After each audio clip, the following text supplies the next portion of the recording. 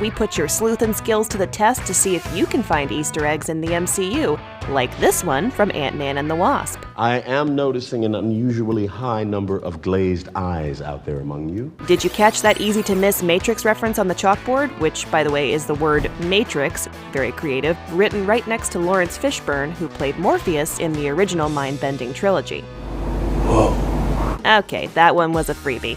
Let's start the actual hunt with the movie that kickstarted the MCU, Iron Man. In this clip from the blockbuster film, can you spot the X-Men reference? All right, let's see what this thing can do. What's SR-71's record? The altitude record for fixed-wing flight is 85,000 feet, sir.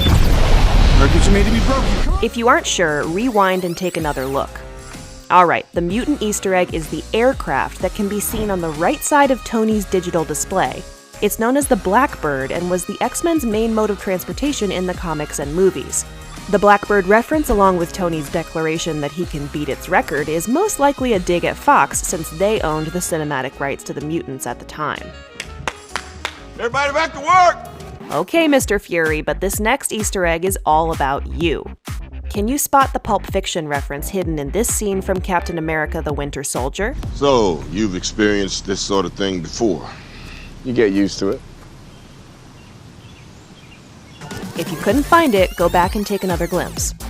Okay, the answer is rather grave as it's hidden on Nick Fury's fake tombstone with the beginning of a Bible verse that reads, "The path of the righteous man," which you might remember from this legendary Tarantino movie moment. The path of the righteous man is beset on all sides by the iniquities of the selfish and the tyranny of evil men. On to the next hidden MCU gem, which is concealed in a scene from Spider-Man: Homecoming and connects directly to a familiar-looking character from Captain America: The First Avenger.